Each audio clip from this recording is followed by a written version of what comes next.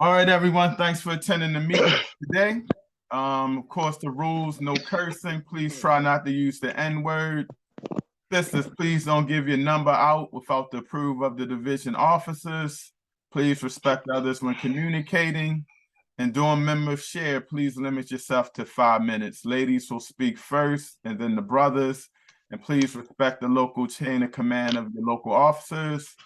On the call today, we have President, which is me, Everett Winchester, Secretary Bruce Stanton, Sergeant at Arms, and Division African Legion brother Tony is actually under, he's not feeling well right now, so we want to give him some love. He just had some surgery done, so keep him in your prayers. First Vice President James Richardson. Our second vice isn't on yet, Brother Frank. Our Lady President, she's away in Salisbury. She won't make it today. We got the technical committee chair, Brother Cameron. Sister Charlene is having some issues with she's in our prayers, so the ambassador at large won't be here. We got the colonel of the African Legions, Brother Jamal Pulliam. And once again, our brother back from the dead, our founder, trustee, and director special project, Caesar Kajana. So thank everybody for jumping on. For those that can make it, I know it's been a minute. Of course, every meeting we want to start with our pledge. So if you don't know it, you can repeat after me. Please, if you can, unmute your mics. And writing. All right, if you can repeat after me, I commit my body, mind, and spirit. I commit my body, mind, and spirit to the protection, defense, and security. To the protection, defense, and security. Of the red, black, and the green. Of the red, black, and the green. I dedicate my life. I dedicate my life to the redemption of Mother Africa. To the redemption of Mother Africa. And to the liberation of her scattered Black children. And to the liberation of her scattered Black children. I accept for myself and my descendants. I accept for myself and my descendants the teachings of universal African nationalism. The teachings of universal nationalism. And promise that our children will be instilled. And promise that our children will be instilled. With the purpose and knowledge of themselves. With purpose and knowledge of themselves. As African people. As African people. In order that the cause of our struggle.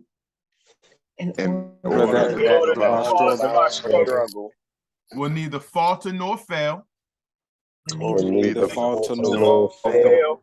Until all Black people are free and united. Until all Black people are free and united. Through one God. Through one God. One aim. One aim. And one destiny. Race first, family. Race first. Race first. All right. I guess I'll start it off. I want to just go over the Treasury report real quick because it's been a minute. Let me just share my screen real quick. And I should have it already up. Right now, as of August, we over 1,000. We got $1,115.73. So we've been grinding and grinding, but we're over the 1,000 mark, which is excellent. And we will be about to get our bank account. We have to use Harbor. So Brother Frank is working on that, getting everything straight. Just to let everybody know, we do have a nonprofit status, and that's good to go. So we're about to get the bank account, and it's really about to be on for our division. So I just wanted to let everybody know that we're looking good financially for us just starting, going on our second year. We've been grinding, but now it looks like everything has been working out. So I just wanted to say that. Let me go here where we at. The convention, for those that aren't members, every year we have an annual convention. This year's convention was in Detroit, and the energy was powerful. You know, wasn't a lot of fighting like usual. It was a lot of coming together. The message, and this Brother Frank here, the message from the PG was, you're either Garveyite or a parasite. And I feel the same sentiments. We have a lot of people that fly our flag. They use our mottos. They use our books, Race First. They do a lot of things. And that's the sister there. They do a lot of things in reference to, you know, in August, which is the holy month of Mosiah, which we take very seriously. But they don't acknowledge the Unia. So we have to start letting people know, and don't be afraid to say it. This isn't a Pan-African flag. We let people use it, but it's entitled the official flag of the Unia. So, you know, we really need to start pushing our own agenda and letting people know that, you know, a lot of these things are not official. And so we want to let everybody know that. We did a Detroit tour just to go over the things we did at the convention. We stopped by a church called Second Baptist Church, and it's part of the Underground Railroad, for those that don't know. The Underground Railroad, and Detroit is like 5 minutes from Canada. I actually booked my hotel in Canada by mistake. I had to get a new hotel. I crossed the border.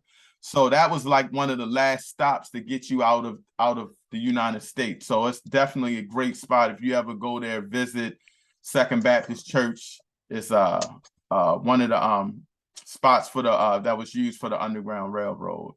We also visited the Charles D. Wright Museum of African History. That was a powerful museum. It was the largest African American museum until the Smithsonian Institute created theirs. So it's definitely a good museum if anybody can go and take that out. We presented with the help of Brother O'Macius, because Brother Cameron couldn't make it. We presented our college recruiting presentation. I think I did a pretty good job. That Brother Abdullah wants me and Brother Cameron to come and do I guess it's a podcast with them, and we're going to do a brief presentation there as well. We also sold $200 worth of raffle tickets that we already gave to the parent body. At the convention, I was elected Minister of Information. So now I am a part of the High Executive Council. A couple of my duties will be vetting new divisions coming in. And what the main thing is making sure we get our information out there and destroying a lot of propaganda, which I talked about in previous meetings. There's a lot of different UNIAs, RC 2020, and things of that nature. We want to make sure they know that we, you know, where we coming from, what our objective is, and we want to start making it more media control for us, creating our own media outlets and getting our own vision and our own messages out there. So that's a lot of what I'll be doing. So, you know, it's going to be a lot more on my plate, but I told everybody we got a good team, and I know everybody has my back. So, pretty much the goals that I'm going to set forth is just to make sure we got a lot more media coming in, a lot more podcasts for our agenda and things of that nature, and just making sure we're disseminating proper information that we need to be putting out there as far as education and everything like that. So I got a lot of work to start doing, but I know it's going to be, you know, the creators and our ancestors are going to have my back. I'm going to want to pass this over. Hopefully you're ready, Brother Frank. We got a second Vice President, Brother Frank, on. He's going to talk to you a little bit about some previous events since the last time we spoke. Go ahead, Brother Frank, if you're ready.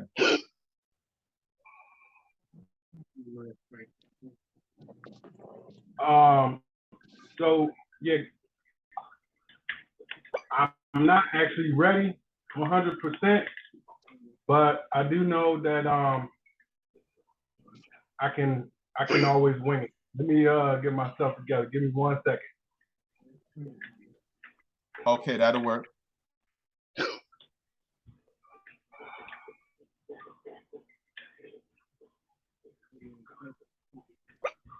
All right, so okay, we're on the camera now. Cool. Can everybody hear me? Yeah. Yes. All right. So a couple of events that we did over the past few weeks. One that I went to when the convention was going on was called the Curb Fest. The Curb Fest was an event held in Baltimore, which is they do it nationwide, but this particular one was in Baltimore, and it was sponsored by the Black Alliance for Peace, and it was a nice event because they were bringing awareness to political prisoners and what we need to do in order to free those prisoners. I mean, we all know about Mutulu Shakur, Mumia, Abu Jamal, but there were others who are political prisoners that we aren't aware of that are in prison indefinitely, basically until they're close to death. So we have prisoners who are in jail that are peaceful people. We're doing things for our community that are continue to be imprisoned because of whatever legislature or the fact that they see them as a threat.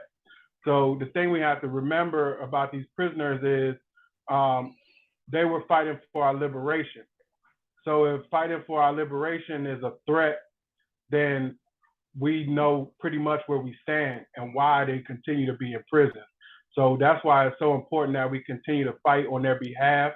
We continue to support those prisoners, write them letters, do everything you can to just give. If it's sending, like I said, letters to the prisons, letters to the delegates and the senators of those states to ask for their freedom. So there was a lot of groups at this event. Ujima People's Progress Party was there. A few other events, organizations. Organizing Black is a new one that I'm just now finding out about. So it was some good partnerships and some good networking that day. And I will continue to follow up with those folks and just continue to build. Because like I said, they're right in Baltimore, they're close by, and they're doing the same type of things that we're doing in order to strengthen our community. I guess the week prior to that event, to go backwards, was the Marcus Garvey Parade and African Heritage Week Festival. That was sponsored by Charlie Duggar, the Maryland Council of Elders, and a few other groups. It was, I believe, the 52nd year that Charlie Duggar's been doing this. So we have to continue to support him and give him as much of our energy as possible, because we need some real representation, especially with us being Unia-Acl, Marcus Garvey's organization. We have to show a big presence at this event as far as things like security, planning. I mean, we came out in full force. We provided sound equipment and DJ, and we had Lady President there selling food. We had a table set up, giving out literature and everything. So we just have to continue to support this event. It's every year in August, around the time of Marcus Garvey's birthday, which is August 17th. So this year was on the 20th. So just look forward to that. You can be sure that every year in August that event will happen.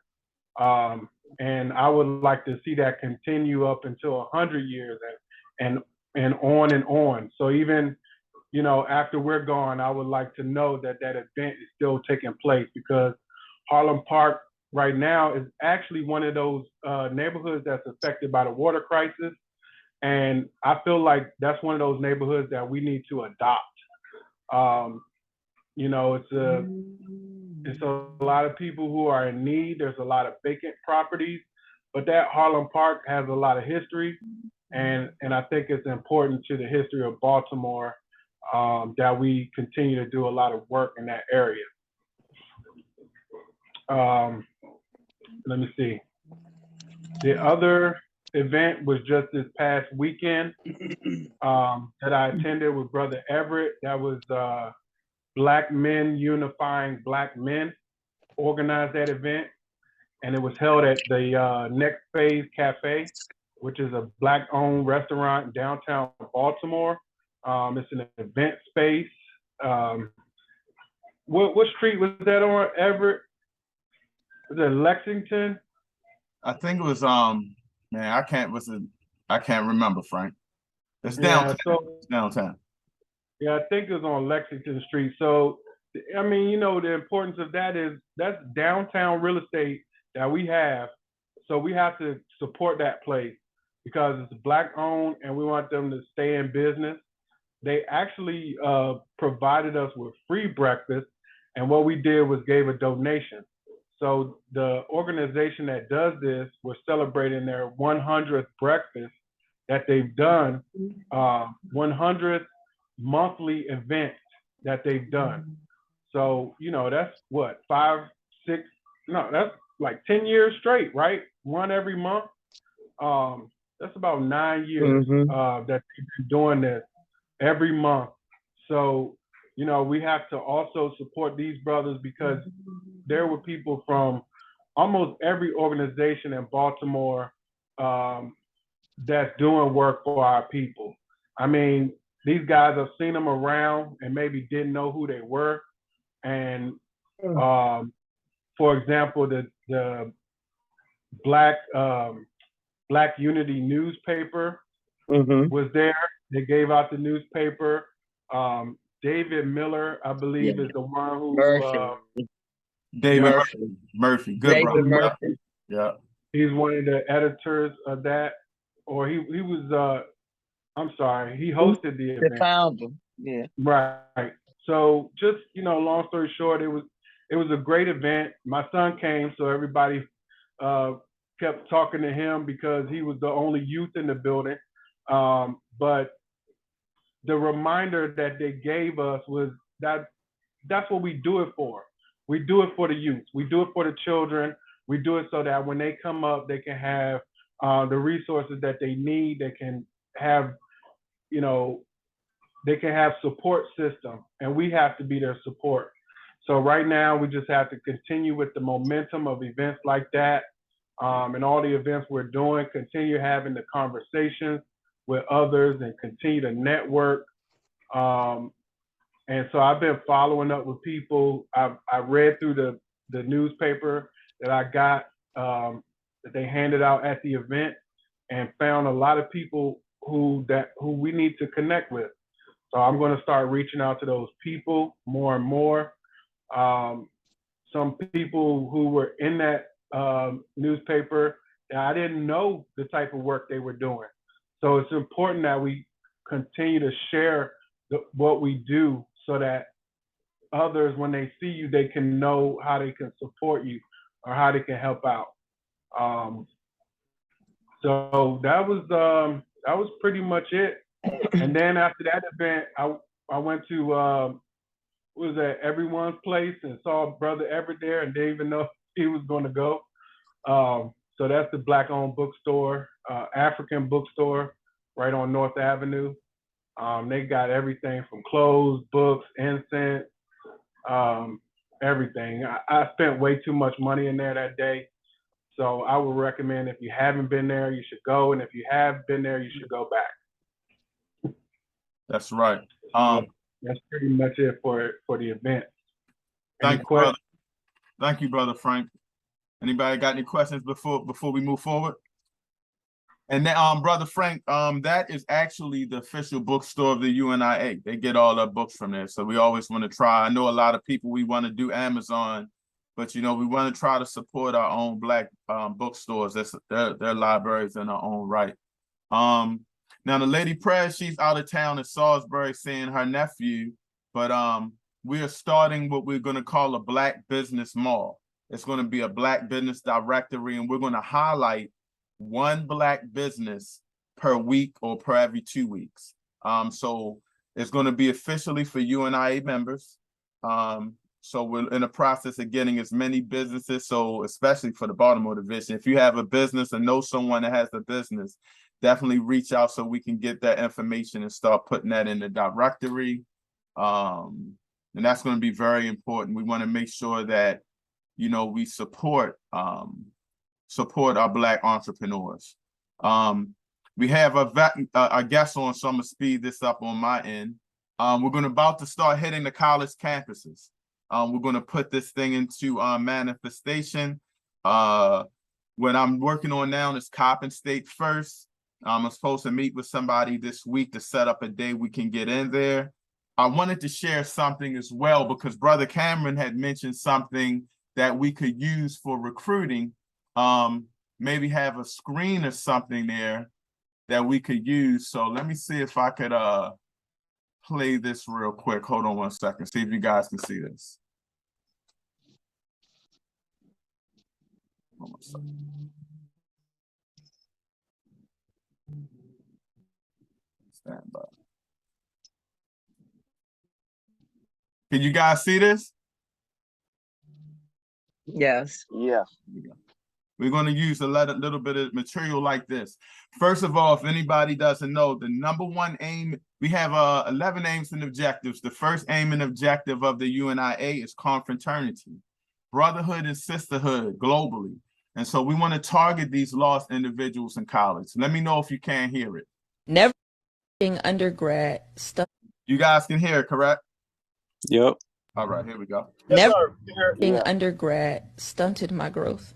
We join these organizations hoping for camaraderie, hoping to become better people, but then we get there and we recognize that it's kids raising kids. The only values that I were taught in my entire undergrad Greek experience were fight anyone who disrespects you, never embarrass your organization, and if you don't conform, you will be an outcast.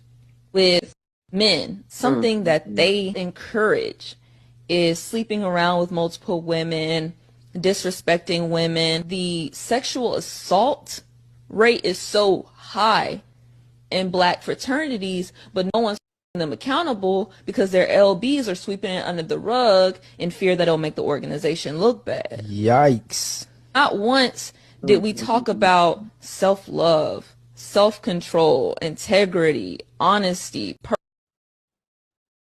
So, stop sharing. So that was a little bit of what this sister felt about her experiences being in a sorority and aka a fraternity, vice versa. So we need to target a lot of these people. Sometimes a lot of young adults don't even feel like they fit in, but they're trying because they want to belong to something. And what other thing to be involved in for your race to give yourself self-love and self-pride that promotes Black women than the UNIA. And you know, it's blessing now that we have a lady, not a lady president, a division president. That's a female sister, Maureen Butler in DC. So she's gonna start working with us well. And she and Brother Omasius, when I presented Brother Cam's presentation, he was like, wow, we need this, and he's in a fraternity. So these are kind of the videos that we want to display and talk to these young kids about when we go to the college campuses. So it may be more of a speaking engagement where we go there as a unit and we try to recruit from there, but we got to hit our youth and we got to hit these college campuses. And hopefully when members share, I can get our division technical chair, Brother Cameron, who's on, to speak a little bit about that. But it's definitely important that we get out there and we talk to these youth and let them know that the UNI is here. And it's a different way of going about doing these things. So before we bring in our guests, when we just finish up, we're almost finished. And I'm gonna bring you in, Sister Baysmore. I wanted to run to our first Vice President, Brother James, and just let us know where we're at with our educational portal. We're gonna be putting up a lot of videos this week. So the portal is definitely up. We got the first video. It's just a brief description of BARCA-CLARKE, our division, and how it started. And so, Brother James, are you there? Yeah, I'm here, but you pretty much didn't say it, you know what I mean? Describe the whole thing. It's going to be, like you said, you know what I mean? Videos going up. There's little tutorials that you can read through. We're going to be working on this month, hopefully, getting excerpts from the multiple Garvey books, but I believe we're going to start with Message to the People and getting those lessons put up for people. I'll probably be working with President Winchester and getting like some type of intro done for us. I know he's already worked and he's done a phenomenal job. And I mean, that's about it, man. We're working on it. We're putting it together. And hopefully by August, we'll be able to, what I'm saying, October, I'm sorry. We can be able to launch this thing, man, and get it going. Before I get it, before I'm done, man, can I say one thing? I'm sorry if I'm off topic and I probably should wait till members share, but I would just like to say that President Winchester, man, has been doing like a phenomenal job. The man has been going back and forth. He's here, he's there, he's getting everything put together. And I just think that he should be recognized for like the hard work that he's been putting in. Thank you. Thank you, President Winchester. Thank you, brother. Thank you. Thank you, First Vice President Winchester. And Brother James, I appreciate that. And yes, I got your money on the way for that. Appreciate you, brother. Appreciate you. No, I'm just joking. I'm working hard, man. You know, it's a prestigious event. Oh, real quick, a new paying dues member, Sister Yvette, are you there? My phone, helicopters flying around here.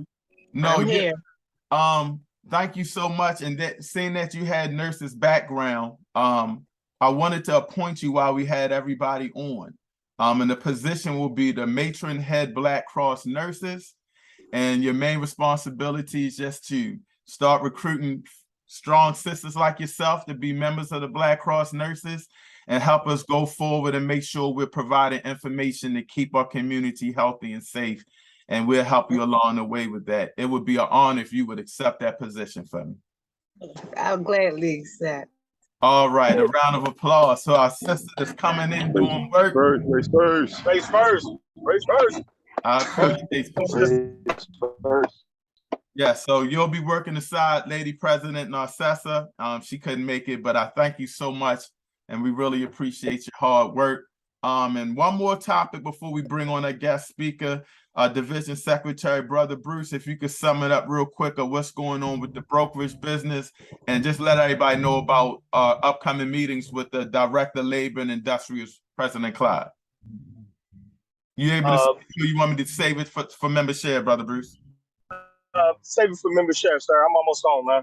All right, perfect. I'll get you in. So without any delay, let me bring on a strong sister. I heard her speak at an event I was attending last Saturday. I told her, look, you need to speak to our members, some of our officers, so we can see what's going on and maybe get your word out and let us know about your campaign. So Sister Baysmore, if you don't mind. And I didn't know your husband was the boxer.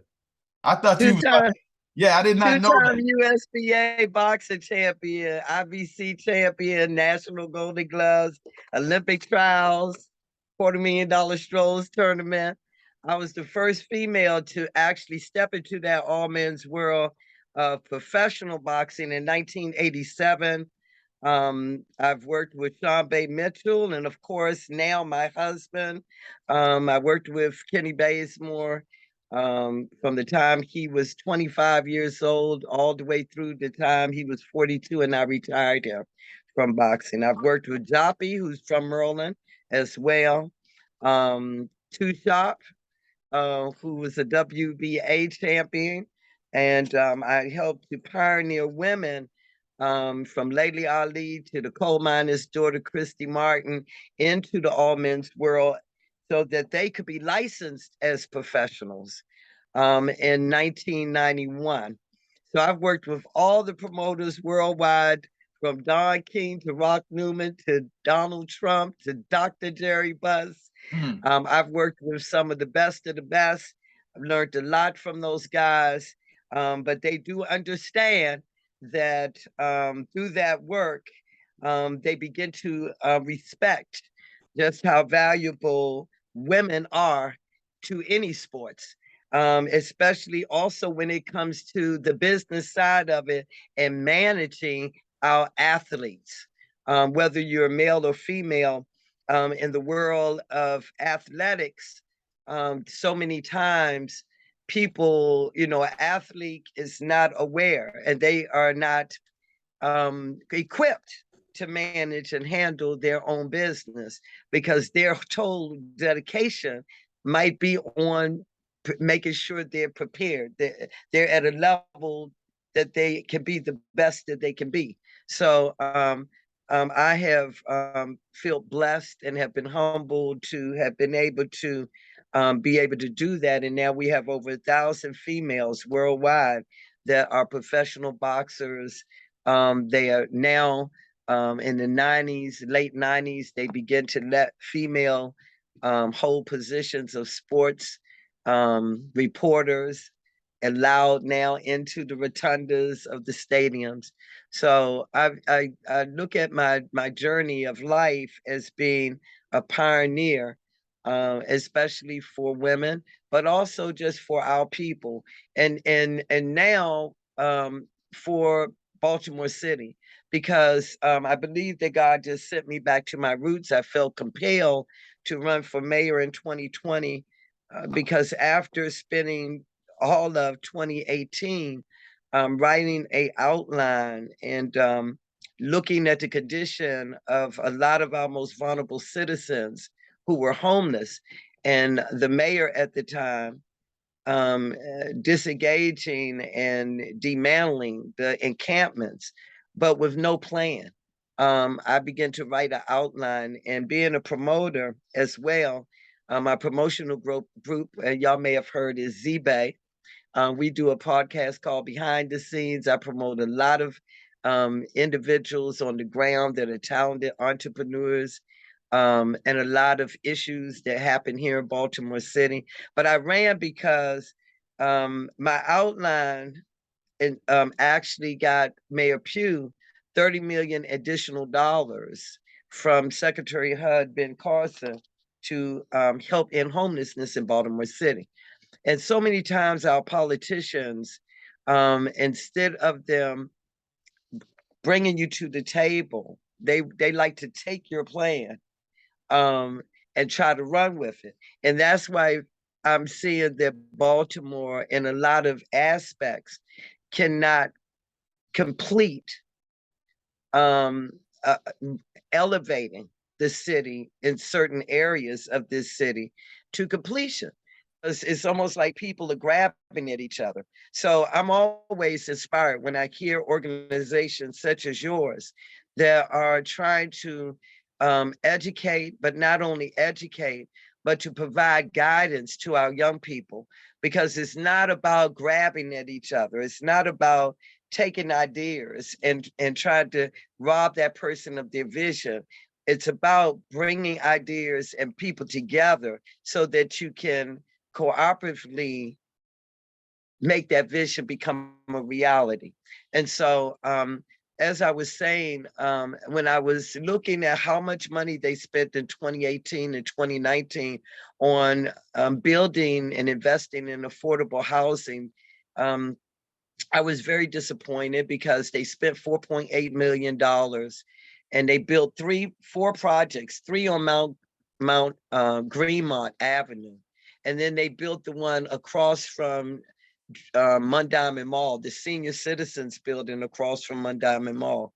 And my question to the Pugh administration was, okay, y'all had a total of $51 million, but then in October of 2019, I saw her hand over a $30 million check to a nonprofit. And they spent $2.3 million giving out 2 grants up under the Economic Empowerment Development Program. And then that was it. There's no transparency on what happens to the rest of the funding that comes into Baltimore City. That's what kind of compelled me to run against her in 2019 and run for mayor. And then we had 29 other people that ran. But I continue to do the work.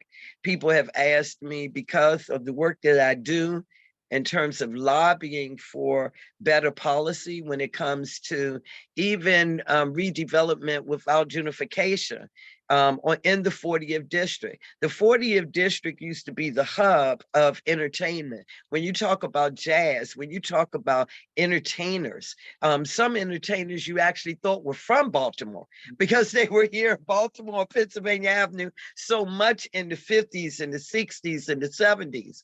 And going into the early 80s, something happened And I watched that history because I watched it as leadership begin to, during the war on drugs, begin to disengage with actually investing in small business owners, entrepreneurs in the Black community. It all became about the harbor. It all became about continuously filtering and putting tax dollars into the harbor. This year alone, they have all Ufumi and Antonio Hayes, along with the delegation that represents the 40th district, have already slated $10 million with Brandon Scott to the harbor, but only 2.5 million to West Baltimore, to the Penn and North Cardinals. What can we really do with just $2.5 million?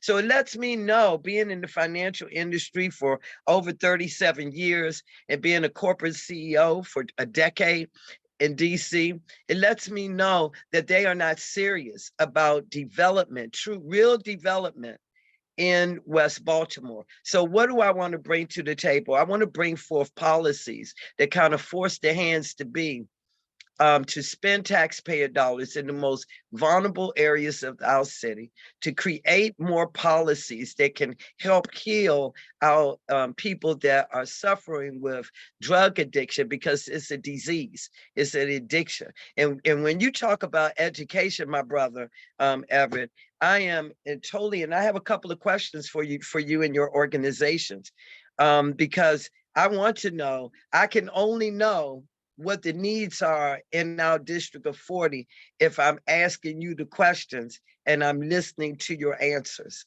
Okay, so that's, first of all, that's why I appreciate you bringing me on. It's not so much about me and what I want to do. It's all about you and your and various organizations that I've been listening to, over 100 now, over the past 3 years, and what you guys are trying to do on the grounds of Baltimore City, especially here in the 40th district. We have 65 to 68% of Baltimore City make up our people of color, and most of them are here in the 40th district. The 40th district is the second largest district in Baltimore City. And we want to, people wonder, why is it we keep getting the same people from the same cloth with the same mindset in our local government?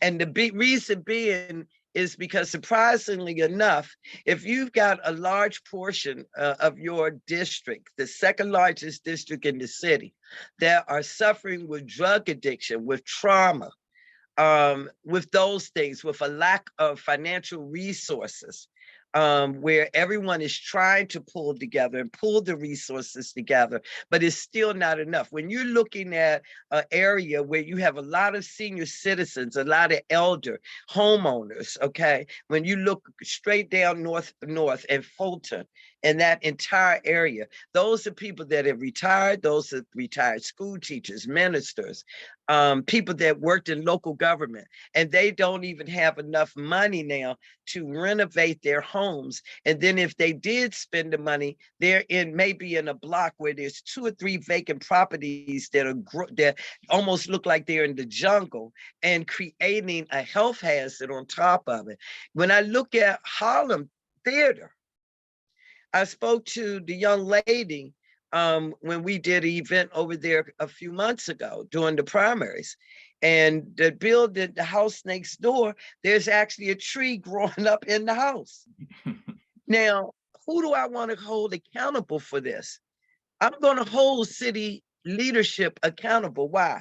Because we paid the administrator for the Department of Housing almost $250,000 a year. We paid DPW's administrator $240,000 a year.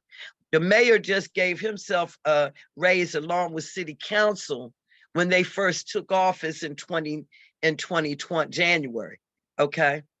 But what are us, the taxpayers, the people on the ground, really seeing any better in terms of performance, in terms of accountability, in terms of where our tax dollars are going? So I want to pass some bills that, number one, takes the money from going directly to the local government, cutting them out as the middleman, and being able to connect organizations and small business owners as well as entrepreneurs directly to the state funding. Why am I doing that? Because number one, you're going to get the education you need, because they have a core system, a core education through SBA that can actually take that person virtually and prepare that person and making sure that person understands all the paperwork, all the financial responsibility, all the reporting requirements and things of that nature. During the pandemic, I was able to help 35,000 business owners and entrepreneurs from Detroit, from Chicago to Washington, D.C., but mainly 3,000 of them of which was here in the state of Maryland, 300 of which was here in Baltimore City, get the PPP and the EIDL grant money. Now that EIDL primarily during the first round was a loan, okay? It was a 1% low interest loan. Being in the financial industry for as many years, a former regional vice president, then I know how to pre-qualify people. I know what the requirements are. So I actually started Z-Bay Development Group. And Z-Bay Development Group is not just about developing and bringing together in partners in terms of investors, where we could take a block at a time and build that block to make it where people can become first-time home buyers, people that already are living here in the West District of Baltimore City. So some questions I want to ask you, Everett, and some of your counterparts is, what are the things that your organization, number one, what is your three primary mission goals and objectives that you want to accomplish here in Baltimore City, primarily in the 40th district? And number two, what would it take, and what is holding up the progress? Because I've heard from James with the bakery, and I've heard from a couple of other leaders that are trying to raise funds to rehabilitate the Harlem Theater, and y'all have a roadblock somewhere in there. Well, I'm that person that build bridges, so I get rid of roadblocks. So I think I can help on that part, okay, even before November. So I think I can help on that part. Number two is get with me so I can find out where at in the process in terms of finances are y'all at, and how much do you need? Because number three, I do have a connection, a relationship with the president of the Historical Society here in Baltimore City. And that theater is a very historical landmark. And so there is so much that I can do in order to make that happen. Just having to get to the table with you, with James and that organization, and bring the right people together so we can remove the roadblock, if you understand what I mean. So what I'm asking from the organization is, in order for me to be able to help you, I need you to help me, help you, help us, because I need to get there. I need to rise to another level in an arena that I never wanted to be in, which is called politics. Because our politicians on a national level, whether they're Democrats or Republicans, they have lost the very essence of the word politician, which is merely a servant. And so for many years, I resisted. In turn, growing up in Washington, D.C., around politicians, being a corporate CEO, being the first female to even become a CEO in the high-tech industry in corporate America in the 1980s. And understanding that that politics plays a large and major role to our very existence here in America. Then and that's why you even had people like Malcolm X that said, oh no, we must vote, we must understand policy, and we must be a part of creating and the writing of policy. because that's what brings on the right change. If we're depending and relying on even people that have been in office and with the main responsibility for representing us, for cutting through the red tape and the bureaucracy, because that's really what government does. That's why it's called roadblocks, because there's a lot of bureaucracy, a lot of paperwork, a lot of rules and regulatory procedures when it's not necessary. Some of the main things that we're talking about doing, like getting a grocery store, a supermarket here in the 40th district, is something so simplistic to me.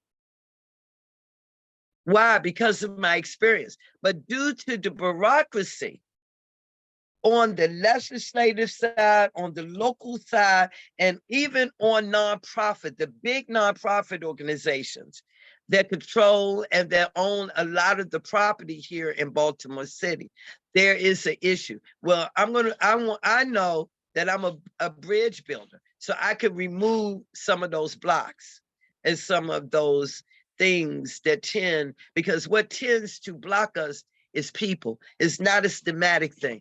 And see, to be brainwashing the American people, especially our people right now, that this is all about a schematic thing, as if a system can run itself. No, people run systems. People create systems because they create the procedures and the policies that actually make that a working machine. So we have got to get into power positions where, number one, we can demand the right policies. Number two, we can implement them. Number three, we have to know how to use those policies in order to remove the roadblocks, because these things are very, very simplistic. That's right. Man, you were flowing. You were very powerful. I thought I was watching a television show for a minute, just tuned into you like you was on the news. You were really powerful. And you hit on a lot of things. I think a lot of the things that everyone is really frustrated with in our division, with what's going on now, is the educational system. Absolutely. You know, Marcus Garvey teaches us to be patient when you out there teaching Garveyism, because we are uneducated people, and we know uneducated people do uneducated things, like killing each other and not loving each other. So I think one of the things we want to really push is some legislation, because like you said, it's a lot of bureaucracy. Where's this money going? And why are our schools so bad? Why is the education so bad? And everyone can't provide in Baltimore City, can't go to private schools. I mean, I went over back to get my kids in them, but that one thing I think that everybody, if you like to speak to the sister, please raise your hand so we can be in order and I get you in. But I think that was the one thing I would like to just see really focused on, you know, is that educational system. So let me actually address that, because for the past 3 years, I've been working in cooperation with the Baltimore City Republican Central Committee. A lot of Republicans, quite a few Black Republicans that ran during the last election, presidential election cycle. And I've worked with Donald Trump. I've worked with Ronald Reagan. I've worked with not Obama's administration, but I've worked with George W. Bush. I've worked with Clinton's administration. So I'm 64, I just don't look it. So I've worked with quite a few people in the political circle, and that have the power.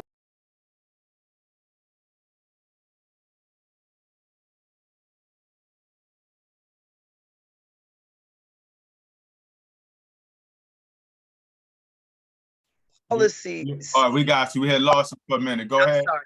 The policies of what matter.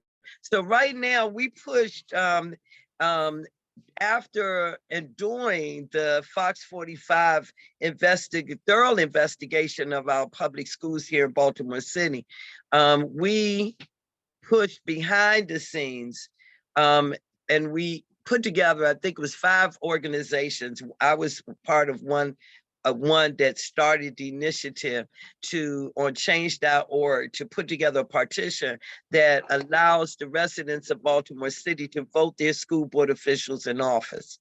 So we got a little bit of that done because, as you know, we had a few of our people in the 40th district that ran for one of those commissioner positions on the school board. And so in this November, we'll have a few of them that will represent the various districts. But another thing is that we need to make sure that and I've written to Governor Hogan, I've written to the majority whip on the Senate side, who's a Democrat, and they won't respond.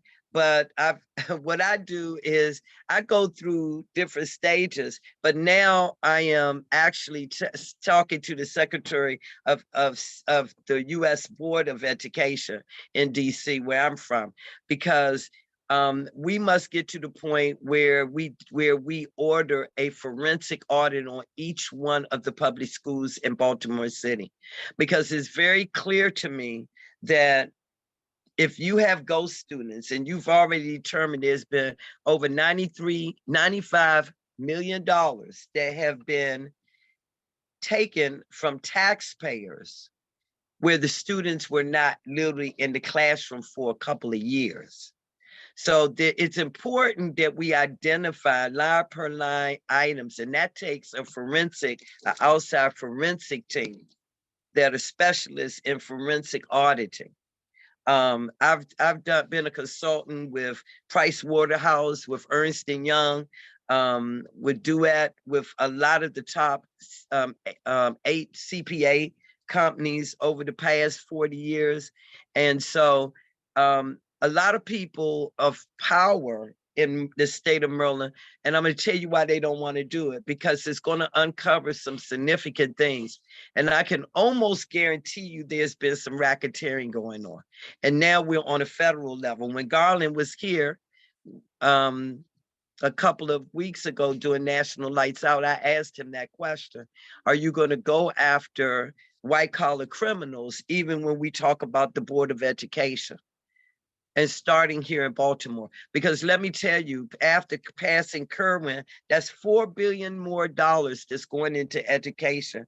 And do we have, and after reading about, I got stopped on a page 2000 something, but after reading that bill, there's nothing wrong with putting some money, but where is that money going to be put at? Is that money going to be used to bring back vocational skill training certification programs in the public schools? That is number one. Number two, is it going to increase teachers' salaries when now we already have a major teacher shortage? And so how are we going to recruit for effective, creative, and really good teachers that go into this career because of their love for teaching and their love for our youth? Number three is some things we need to bring back that in the 90s and in the 90s, legislators all across the state of Maryland and in the surrounding areas cut the funding for arts, cut the funding for music. They took instrumental music out of a lot of these schools. They're starting to bring it back. They took art. I have people that are educators. My daughter, they doubled her salary to come here to Baltimore. So what we need to do right now, where we're at right now, Ben Clump, which you know is a civil rights constitutional attorney that sued Walt Disney for, I think it was $10 billion and won it. So he is part of the team with the Pattersons. And I've been working with them. We've been doing a lot of behind the scenes PR work with them. So that case could be heard. It's a taxpayers lawsuit against Baltimore City Public Schools. We will be heard. Trust me, we'll be heard. And so many people, we're in the phase of looking for people that really have been affected. You have autism, a young kid that was assaulted that is now going to court and now has lawyered up to sue the public schools. So this will be dealt with. But more importantly, we need accountability. That's We right. not only do, we need accountability. So Baltimore City public schools are the third highest funded schools in the state of Maryland, number 3, and number 5 in the nation. That's number 5. Understand that the U.S. Department of Education, on an annual basis, their budget that they give out across this nation is $10 trillion. Education is a major machine.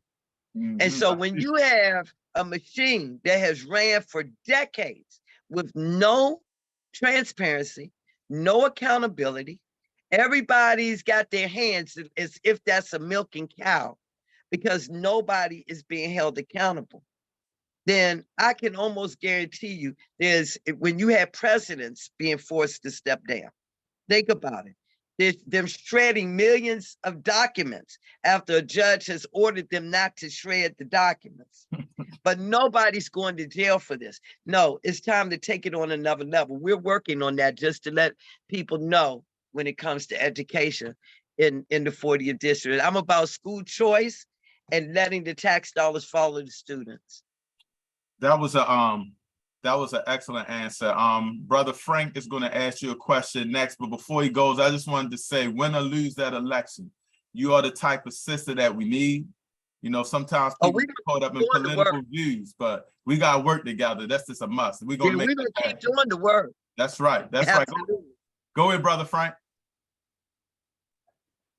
And then Brother So my question, so I have kind of a question, but I also wanted to answer your question.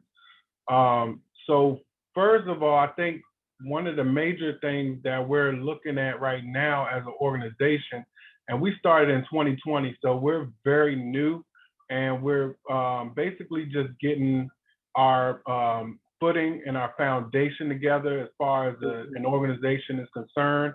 We just got the 501c3 status and everything. So we're working to build up our nonprofit organization.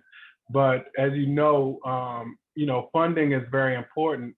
So we're looking for funding right now, and the major purpose and the major thing that we want to fund at this moment is real estate. We need either a place that we can rent and call our own, or that we can actually. No, you don't want to rent. You want to buy. We want to own, own. Yeah. We're willing to rent until we get to that point. But honestly, our end goal is to own property that we can use as a center for services that we provide. You're not going to rent. You're not going. We're going to help you with that. You're not going to rent.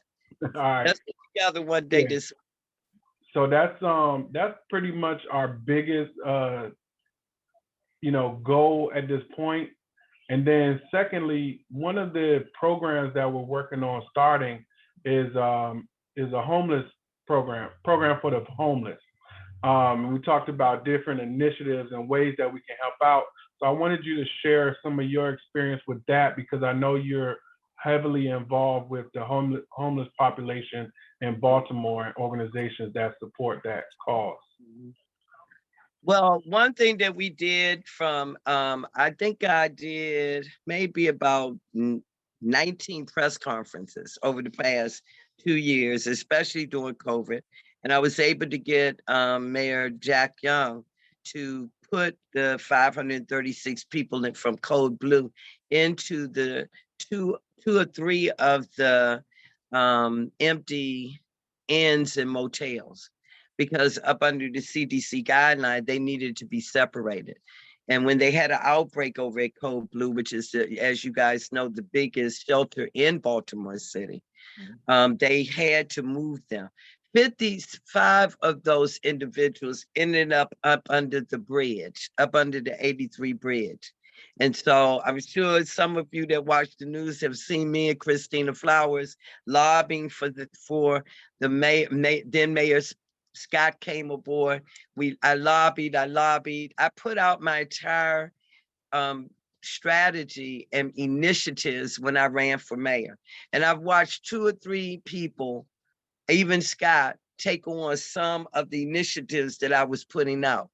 The problem is when you take and rob from another visionary, you won't be able to complete it. You won't be able to accomplish it because you're not smart, because of your ego. You know, this man has not learned to master his ego yet. He's only 37 years old. And sometimes it takes a long time. I remember at that age, I didn't think I had an ego. Can you believe it? Really? We all have egos. We have a mind. We have a brain. Are you for real? Okay. So, you know, I'm understanding of that. But homelessness is something that should have never happened in the first place, because HUD was created for not just urban development, but to prevent homelessness. Those tax dollars that come in order to subsidize people's rent or to give them a voucher where they can be housed, or even up under President George W. Bush's programs. When Richard was the first Black man to head HUD, prior to Ben Carson came in, it was all about putting together something where our tax dollars could even help people become first-time homebuyers. Therefore, what was born out of the Bush's initiative was the Angel Program. Now, that still exists to a certain degree, but do people in Baltimore know about it? Even do the Department of Housing know about it? They're learning because they're starting to tap in and make connections with people in Washington, D.C. now. But the problem is when you don't use something, you lose the funding for it. Second thing about homelessness is Baltimore City spent decades not reinvesting in the properties. Instead, what they chose to do was create 220 shelters using nonprofit organizations. Some of the bigger ones like Catholic Charity receives $2.1 million a year. You have Goodwill, you have Salvation Army, you have the Roof House for battered women. You have 220 shelters.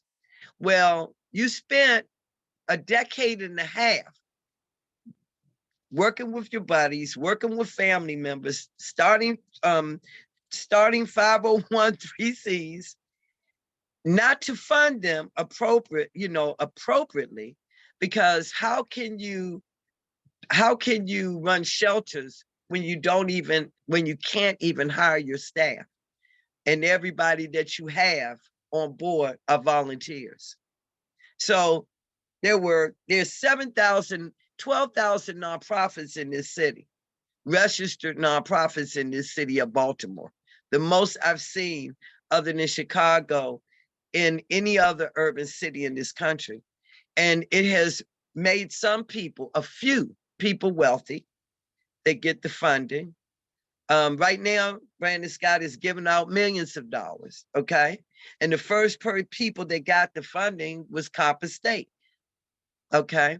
Because they're coming out with some type of program to address trauma. So they're working in correlation with Johns Hopkins. So there's a lot of things that's going on behind the scenes. But then you have people like Dr. Andre Humphrey, who's been providing trauma and who has certified over 1,000 people in trauma over the past 29 years that they gave $25,000 to. That was like an insult, a slap in the face, okay? If you have a business plan, your business plan, and the problem here is people aren't educated on how to write a business plan for a nonprofit. That's a big, huge problem here. And people like Johns Hopkins, people like Catholic Charities, Salvation Army, Goodwill, those are entities here in this city that are the oldest entities and that are major entities that should be actually educating They should be trickling a lot of that money that they receive annually, money, by the way, that they don't even need because they have endowments. I'm talking about multi-billion-dollar endowments. So they don't even need the city's funding. Right. But the thing is, they promised to partner with one or two smaller organizations on the ground. And that money is supposed to have a trickle down effect, but it never does. That's right. Okay. So I'm going to change that. And so we're going to change some laws when it comes, we're going to change some laws when it comes to even what the requirements are. We're going to require that nonprofits, and I'm going to need all of your inputs on this, from mid-sized to startup nonprofits, because you just told me, Brother Frank, was that Brother Frank I was speaking to? Yeah, our second vice president. Yes, ma'am. Yeah. Brother Frank. So, Brother Frank, you just told me what your needs are. Okay. I'm going to make it the responsibility for the Maryland Department of Licensing and Regulatory Affairs and the State Department, where you get your license, where you put in a request for your LLC, or you pay for your tax bond. I'm going to make it a requirement where they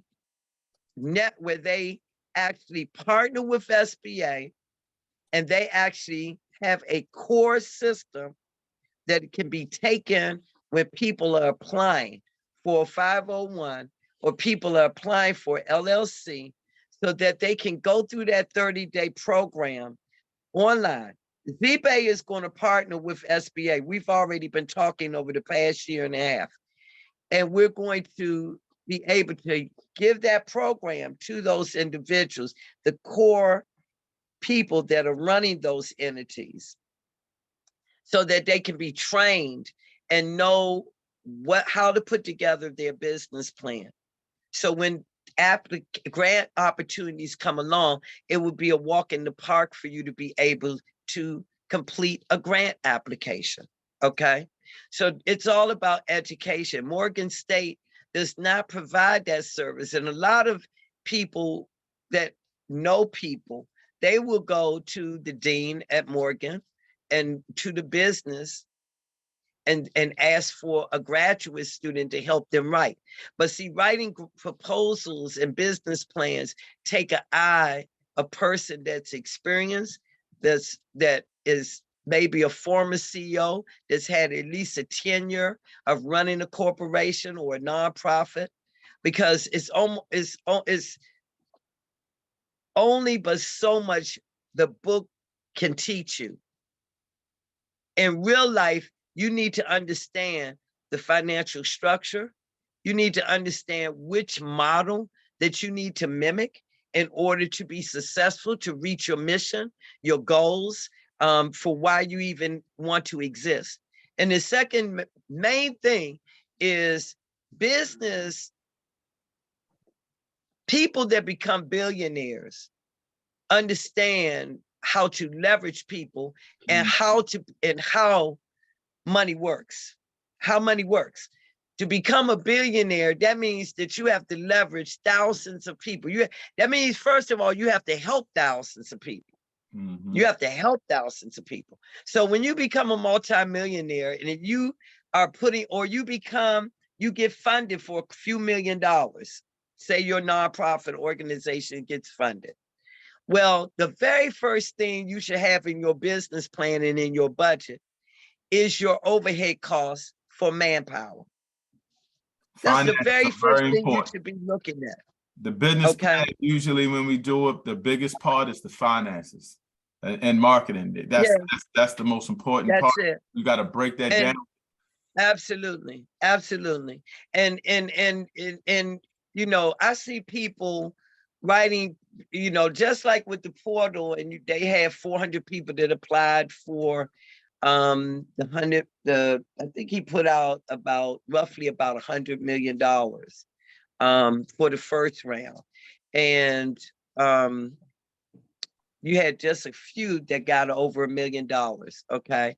But the smaller entities that didn't know how to write a grant, or people that got nervous, even a couple of people that I tried to help behind the scenes, to tell them, no, why are you applying for something where you're not employing people? Number one, the government loves to see people employing other people because it's all about job growth. In terms of when it comes to the economy, it's all about job. How many daggone people can we help by employing them? Period. Okay, because if you are going to, like Brandon Scott's, I'll give you a prime example of my mindset that's different from Brandon's mindset, and why I got a problem with the Democrats right now. Because if you look at starting a pilot program, first of all, now you're researching someone's behavior. Second thing is, if you're going to take 200 young young people with children, and you're going to give them $1,000 a month for 24 months with no requirements attached to it. What does that tell you? It tells me two things. That the motivation behind the pilot program. Number one is total dependency and reliance on government. That's number one, okay? Building, the more people you have relying on you as a government official, the bigger you have to put more money into hiring more people to run that government agency, okay? So what does that mean? Bigger government, okay? Republicans don't believe in bigger government. Why? Because it should be about the reverse. It should be where if you're going to do a pilot and you're going to take a group of young parents and say, okay, we're going to give you an income, a stipend of $1,000 a month over the next 24 months.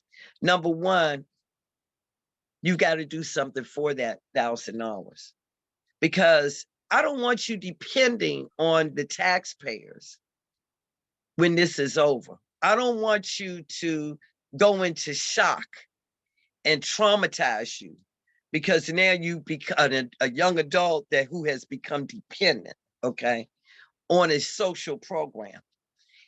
And I don't want you to suffer and your situation get even worse, because as soon as I drop you like a hot potato when it comes to the $1,000, that person may become homeless with that child. That family might become homeless 30 days later. You feel me? Or less. So, but if I take those same 200 individuals and say, okay, I'm going to let you go to college for 2 years.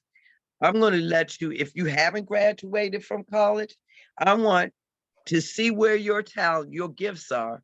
And I want to make sure that you're getting certified in a field that when you are complete and you can pass the state board, then you're going to be making a great living, okay? And I'm going to make sure that the industry you go in, that it's up under DOL, where there's a prevailing wage, where you will know that you're going to earn this amount of money for doing this type of work. Let me say something. Right now is a real crucial time in our country, because people like me, people like probably your moms, your dads, your aunts, your uncles, your grandparents, they're about us baby boomers are about to retire. Who do you think is going to take our place when you have so many young people that are strung out on drugs, that are traumatized because of what we've been through over the past 3 years, because of lack of education, and because they took all of the skill training out of public schools? Who do you think are going to take the carpenter's place to build these millions of houses? We are 1.2 million homes down in this country in terms of production. So where the homeless situation can only get worse if we are not willing to help people, nonprofits, but not just nonprofits. That's why I'm going to teach you guys that you must create a for-profit leg to that nonprofit. Okay, you must do that because now you're talking about investing. If you're going to invest, then you want those doors to open for you from people like me that are lenders or commercial lenders. Y'all want a builder to run your program, okay? If we can't get it from, because the city refused to release one of those buildings, then what is your next move? There's several buildings around this city that's for sale right now. You could probably get it for, you could work a really good deal, but you got to I got to pre-qualify the key staff people, the key executives to your entity. Right. Okay. And a lot of people don't understand that there are requirements, and a lot of people could be qualified and don't even realize they qualify, or they could qualify because they don't even have the information or where they can go in order for someone like me to sit down with them and say, okay, and I'm gonna tell you, bankers would deny you before anybody. There's a way to work with bankers, and it's got to be through building a relationship. But I could talk forever. We must come together. Yeah, we gonna we must come together. We must sit down this next week, and we must come together because I want to help you guys. That's part of my work. Okay, is to help as many people here in Baltimore as possible, and do it the right way from the start. I think we have one more question for you. I'm sorry to cut you off, but yes, we definitely got to make that happen. Colonel Jamal, you have one question? Actually, at the moment, I wanted to respond to something the sister said earlier. She was asking, she had two questions for us. One, she said she wanted to know what do we need in order for us to, I guess, obtain the building, get Harlem's theater back open. Yes, ma'am. And like all objectives, for example, policies, you mentioned policies, all policies, you know, have goes off of objectives. For example, you know, we want to help the people. So we got to look at the people needs and, you know, their needs and build policies off of the needs. Absolutely. You know, yes, ma'am. And like but also we have to build policies to eliminate problem issues. It can't just be about needs, okay?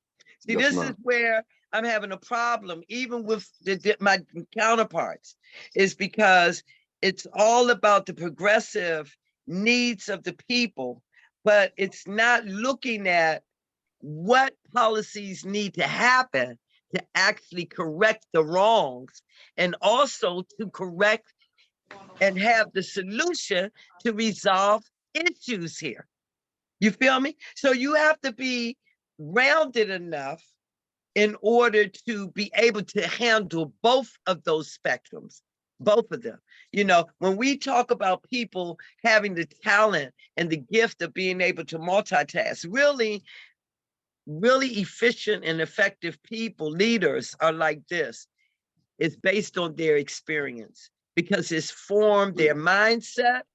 It has molded them in terms of being critical thinkers and being able to look at different spectrums all at the same time. And then understanding that you must be willing to bring people to the table. I don't believe in sitting in an office in Annapolis or in City Hall. I believe in sitting, having breakfast, breaking bread with you and saying, right where you are, and saying, okay, I know what the issues, we all know what the issues are here in our 40th district. You know, I went out there and fed 260 people this morning over at Simmons Memorial Church, okay, and 5 other little organizations. And I saw the severity of almost The Walking Dead. And do I know what the problem is? Oh, of course I know what the problem is. We all know what the problem is. We have so many nonprofits in this city. We have 5 so-called drug rehabilitation centers and programs around the 40th district. Now ask me how many of them and what percentage success story have they had? How many people have actually been healed and went on to become productive citizens? I don't care how much money I pour into a situation. If I don't see positive results, then guess what? I didn't put my money in the wrong solution. Simple as that. Yes, ma'am. So let me tell you something. I looked at this one thing this morning and looked at the food that this nonprofit was so gracefully came and bought, and something that they do once a week. And guess what? My own conscience, I could not serve some of those people, and I stopped everything. I said, wait a minute. I said, you actually got a big ladle and a big bowl of brown sugar, and you got 2 cans of whipped cream and 2 big water jugs, you know, when them coolers, the big coolers of hot oatmeal. And you mean to tell me that you're serving the oatmeal and you're piling on a big ladle of brown sugar and just foaming whipped cream because that person that's getting this meal is asking you to? I kept telling them, no, I'm not going to kill you. I said, I'm not going to give you daggone near a big ladle of brown sugar on a little tray of oatmeal and then spray it down with whipped cream, because you will surely die ultimately, because you are almost guaranteed to come down with type 2 diabetes. That's crazy. Okay, so no, already I'm telling them that we're going to meet on Monday and we're going to change your menu.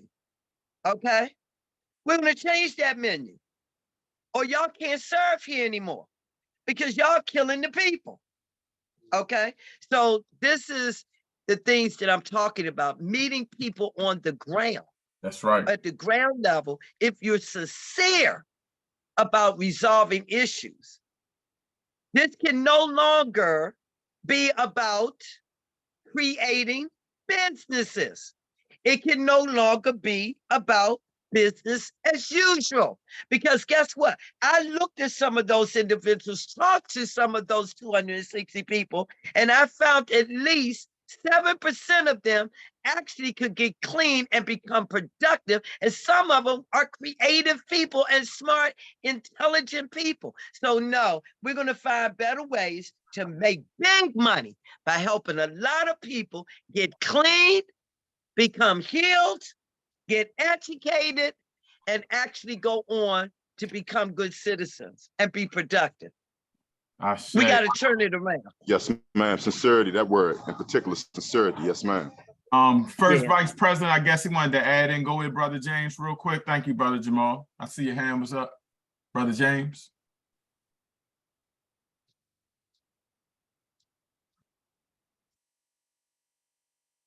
Brother James, you there? So y'all have me. My time is running low. Yes, but y'all have me. He may not be able to speak, but I want to thank you. I just wanted to have you close out, and just if anything, how can we help you get your word out? Because you would definitely. So this is how you can help me. Y'all can help me by meeting with me next week, by letting me help you achieve some things, by letting it be known what I'm doing, by coming to my events, by marketing and letting people know in the community, well, I want you to meet Miss Baysmore. Okay, because if I can help you, if I can show you things that you can do, I'm a doer. I'm not so much a talker. Once I talk it out, I'm ready to take action. And that's not what we're seeing from our representatives. We don't see that. So all I want to do is serve. I want to make sure that our next generation of young people stop killing one another. I want to make sure that they're educated. I want to make sure those of them that have suffered the abuse of lead poisoning, the abuse of drug poisoning, that where they found it difficult to learn, to be educated.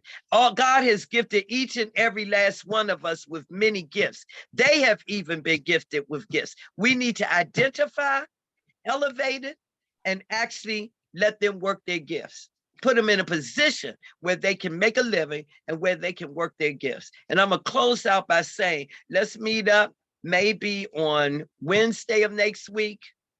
Maybe we can have breakfast or something down there at the bakery, because I would like to speak to Mr. James, because he's spearheading, trying to save and trying to renovate Harlem. But let's talk about making sure that you have a financial plan, making sure you have a marketing plan, making sure you have an additional leg to that nonprofit. And let's talk about that. I have an event coming up on the 24th. It's called, I'm there. It's called the I'll send you the link. Y'all need to buy tickets before they sell out. Okay. Get tickets. The children are half price. I want you to bring the young children, because we need to be molding their minds. We need to be molding them. And the best place to mold a child's mind is breaking bread at the table. That's how I learned. That's how I skipped. It was in kindergarten at 4 years old, and 2 weeks later ended up in the first grade before I turned 5. Because my mother would teach me at the table. And while she was ironing, and I did my children the same way. My daughter was on the 8th grade level in the first grade. They couldn't accommodate her in public school, so she had to go to boarding school. Okay, now she's a teacher. Okay, so we need to come together, and I just want so much. How many chapters does the UIN? It was that UINC. Tell me what the acronym stands for. Universal Negro Improvement Association, African Communities League. So we're the division. We have a division here in Baltimore. There's a division in DC.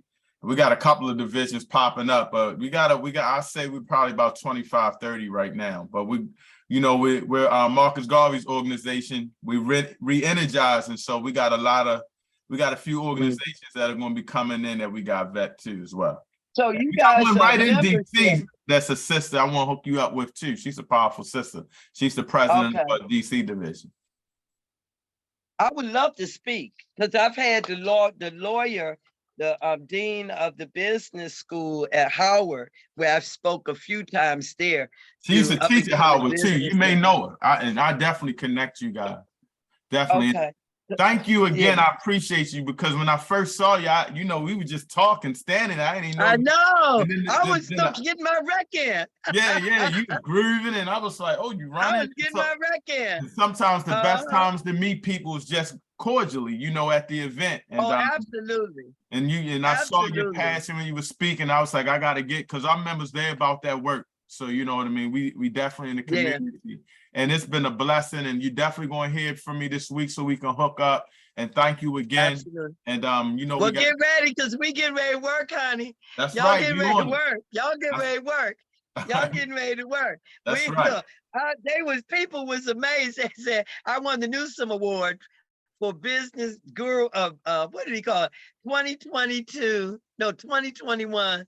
The Business Guru Award. They said Miss Baysmore went out there. I watched her during the pandemic. She was helping restaurant owners. She was helping barbers.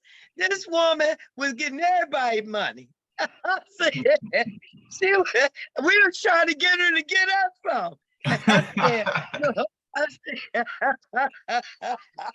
I said, look, it's all about pre-qualification, making sure that you know the very steps, understand how money works, and how people and investors and bankers and financiers how we in the industry determine the eligibility of what you're doing. And then once you can have someone to really sit down, because bankers aren't going to explain that to you. Once you have someone, that's why Z-Bay Development Group is very unique, because we're educating what we need to actually get approved. You know, how we need to position ourselves. And that's the strategy that I came up with. And this has no color. Trust me. I helped just as many of Little Italy. I helped just as many of Nepal people, India people, okay, Black brothers and sisters that were artists that didn't realize that they qualified for the money. I helped a lot of people. And in the process, those that said that they had a LLC or a corporation, I showed them where they really didn't have anything but just something on paper. Right. Okay. So now you've got to regroup. But I thank you so much again. Okay. You were powerful, and we definitely going to be communicating. And okay, that's how you help me, by letting me assist you, getting the word out, letting me speak at your events, other people's events in the 40th district. I need y'all's help to do a voters registration drive, because out of the 290 people that we helped feed this morning in that 40th district, a lot of them are suffering with drug addiction, which is a disease. But they have parents, they have uncles, aunts that are pretty successful people, some of them, and that are voters. But we need to register voters. We need to register our people. And we don't need our people depending on government. Baltimore City has been under a one-party rule for over 60 years. I will make history being the first Republican ever to win this district. Well, thank you again. Thank you. You were powerful, and I really appreciate it. And you're welcome anytime. Okay, thank you guys. Anytime, but I'll be talking to you soon. But please, before you forget, to send me that information for that event so we can get that up and going. I'm sending it to you as soon as I cut you off. I'm sending it to you. All right. Thank you again. Everett. Nice meeting you, President Frank. And also, what? Mark Hill I haven't met yet, right? No, he's not with us, I don't think. No, he's not. But right. Frank, I just spoke to. Yes, and he's our business operations, so he'll be vetting how to talk to you as well. Yeah, brother Frank Shaw. Yeah, brother Frank Shaw is the last name. Okay. Thank you so much. I look forward, and I'm getting ready to text you that link now. All right, I'll talk to you soon. Stay safe. Okay. All right. Bye-bye. All right, awesome. She was a powerful speaker. Brother Bruce, we're gonna hit member share. So you can go on ahead now and let us know what's up with what you we're talking about with the brokerage, where we're at with that, and the meeting with the president of industrial, and then we're gonna let our guest speak first. I see Dr. Corbin's in there. I'd love to hear his comments as well. But go ahead, brother Bruce. I'm sorry, brother Bruce. I hope I didn't say brother Frank, brother Bruce. No, you good. You good. Okay. Right at the moment, we're at a pivot point where I got some very bright individuals I just picked up recently in the last week. Some of them have a lot of experience in the industry of logistics, and at the moment we are about to possibly launch a new agenda as far as being able to recruit owner operators. So there's been a little slight variation where some dispatchers charge X amount % for a service, and what we've done, we created a flat rate. So we pretty much undercut most of the independent dispatchers out there with a complete program. So everybody in the organization, ATI, they get paid a good salary. If they worked it for the whole year, they possibly get $50,000. The consistency in which the pay will come in will be a lot more consistent than if they were getting a percentage from the driver taking a large chunk of his money. So the service is well more worth it with a lower percentage rate, you know, basically the way we have it already set up. So right now, I'm recruiting right now for individuals that have a general knowledge in logistics. I'm trying to get a bunch of people in right now. And now that we've introduced a flat rate, the drivers are they're responding. They're responding a lot, and they're ready to jump on board and jump with ATI.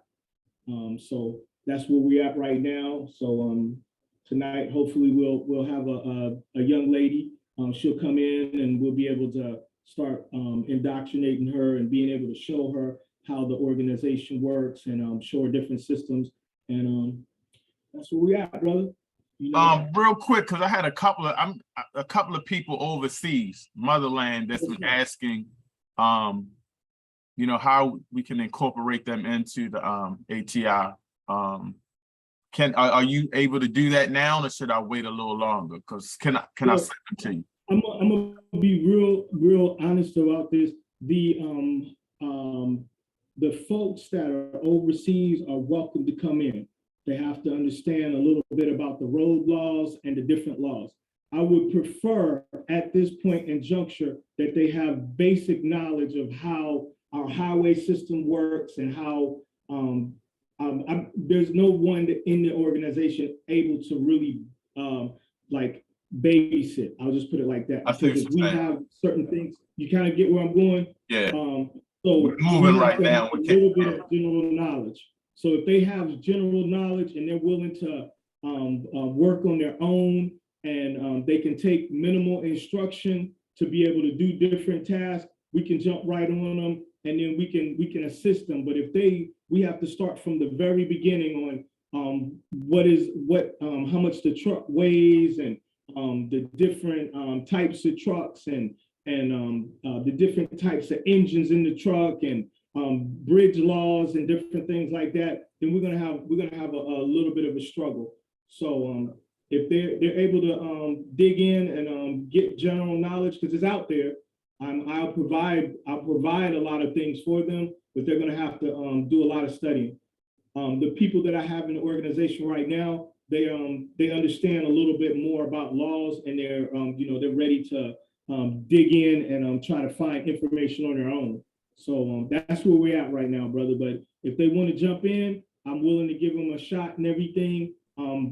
Internet connection, I think I ran into a couple of different that don't have internet connection. It's hard over there.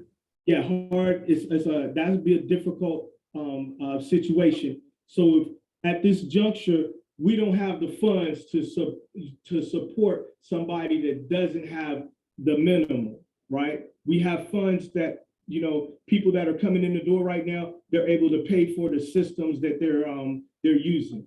You know, they're investing in more pay. All right, so you have to pay for a system initially, and then after that, the system basically is going to get paid for from the work that you're going to do. And this is one of the reasons why we incorporated the flat rate and brought it down, so then that way we can try to corner the market.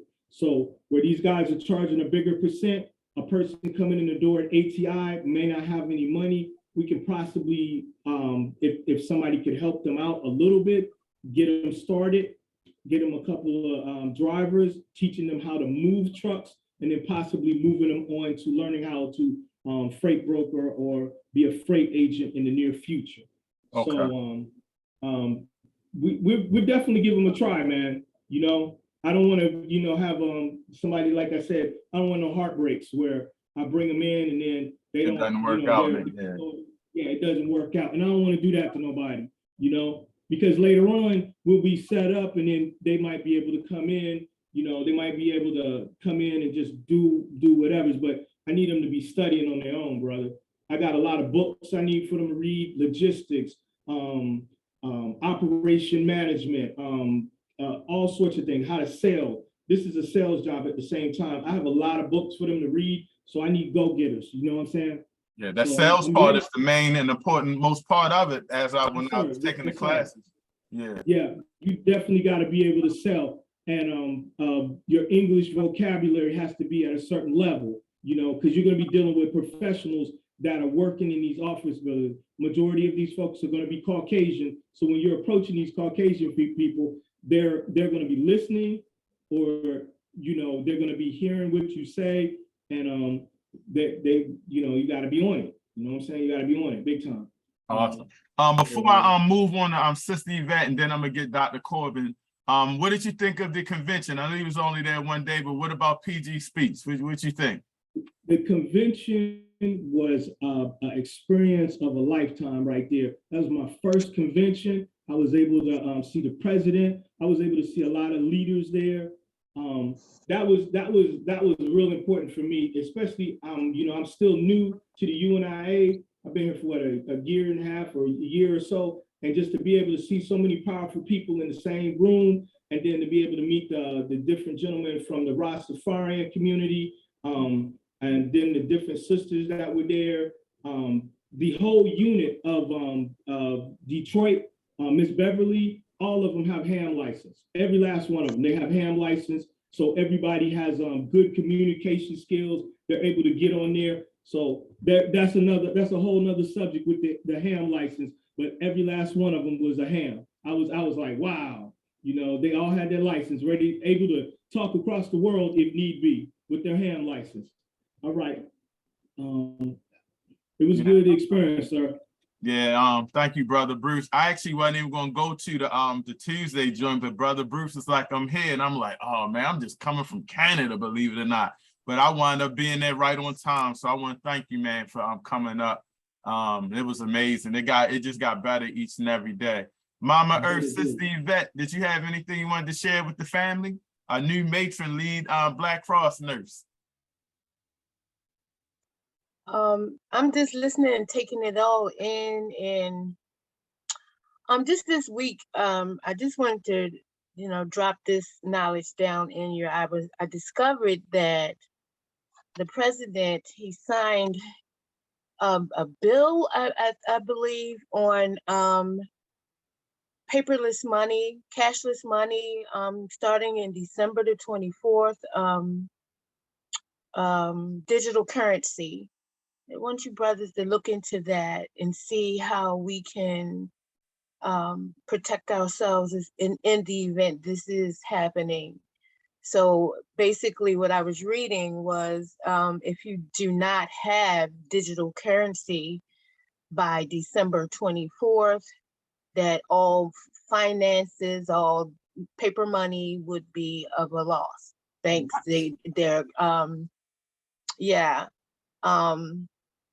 I was writing while the brother was talking, and I was looking in my room because I'm packing, and I don't know what I did with it, but I think I did put it in the back of my checkbook, and I can't find it. And he was saying that digital currency, and if you look it up, it happened just recently with Biden starting a cashless digital currency starting in December 24th. So we have to be, as I had spoke with you, Brother Everett and Brother Frank and Tony, that it is necessary to have the spiritual eyes open in the organization, especially, me being who I am, I can see, and knowledge, and it is often dropped into me, and I'm led in visions and led in just moments of knowledge. I could be just sitting there and I'll get spoken to and I'll start looking it up, and bam, there it is. So, and that's what happened this particular day about the digital currency starting in December the 24th. So we have to put fire on our heels about a lot of things. We're going to have to learn how to cultivate. We're going to have to learn medical necessity from first aid to pretty much, a lot of things we're going to have to develop. A lot of knowledges we're going to have to develop, especially when it comes to these snakes. They're doing a lot of undercover stuff, and there's a lot of stuff that we're not privy of unless someone reveals it to us.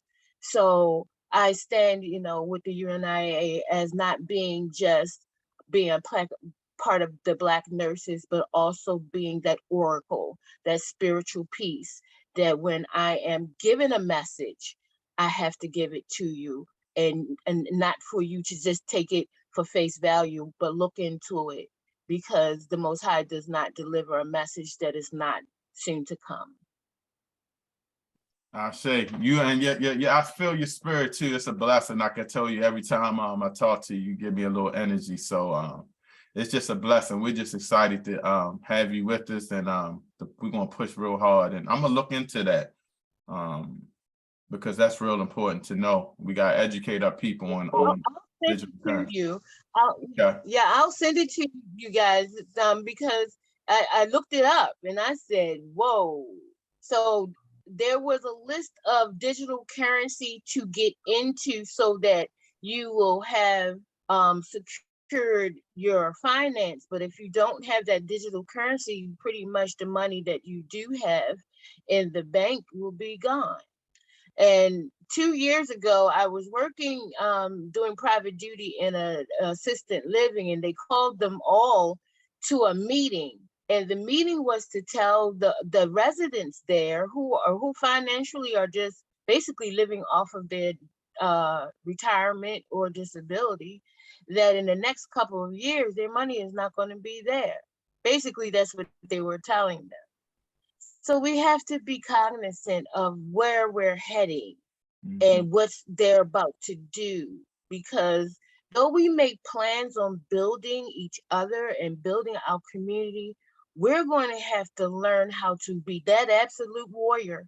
That warrior stance is going to have to rise up, and we're going to have knowledge of cultivation, knowledge of hunting, knowledge of medical procedures to do on one another in the event that one of us gets sick, herbal treatments that it has the same medicinal effect as your manufactured medications.